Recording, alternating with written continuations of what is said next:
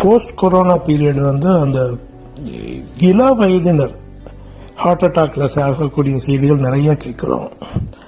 உணவு ஒரு காரணம், உணவு முறை இல்லைன்னா போதிய உடற்பயிற்சி இல்லாதது, மன அழுத்தங்கள், இப்படி என்னென்னமோ காரணங்கள் சொன்னா கூட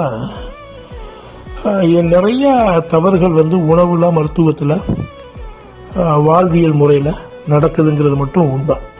நிறைய இள வயதினருடைய மரணங்கள், அதுவும் குறிப்பாக எதிர்பாராத நேரங்களில் எந்தவித நோய் நொடிக்கான அறிகுறியுமின்றி ஸ்ட்ரோக் ஆர் ஹார்ட் அட்டாக் இப்படி ஒரே சுண்டிட்டு போயிருது.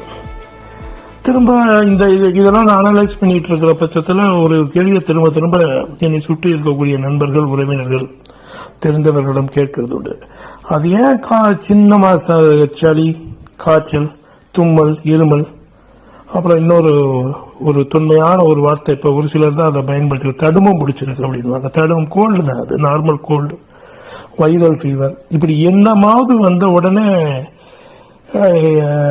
சின்ன தலைவலிக்கு கூட போய் ஊசி போடுற கலாச்சாரமும் பெரிய இருக்கு.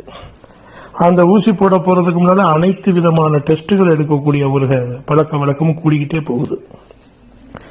அந்த ஏன் அப்படி போய் ஊசி போடணும்? ஒரு வாரத்துல நம்மளுடைய உணவு மூலமாக இல்லைன்னா நம்ம பாரம்பரியமாக செய்யக்கூடிய எத்தனையோ சின்ன சின்ன விஷயங்கள் இருக்கு.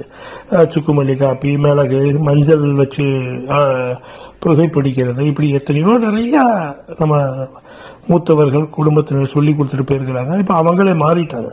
ஆனா இப்படி வந்த உடனே ஏன் போய் ஊசி போடணும் அப்படின்னா, அதுல பலர் சொன்னது எனத்துக்கு இழுத்துக்கிட்டேன். அவங்க எல்லோரும் சொல்லக்கூடிய வார்த்தை எனத்துக்கு இழுத்து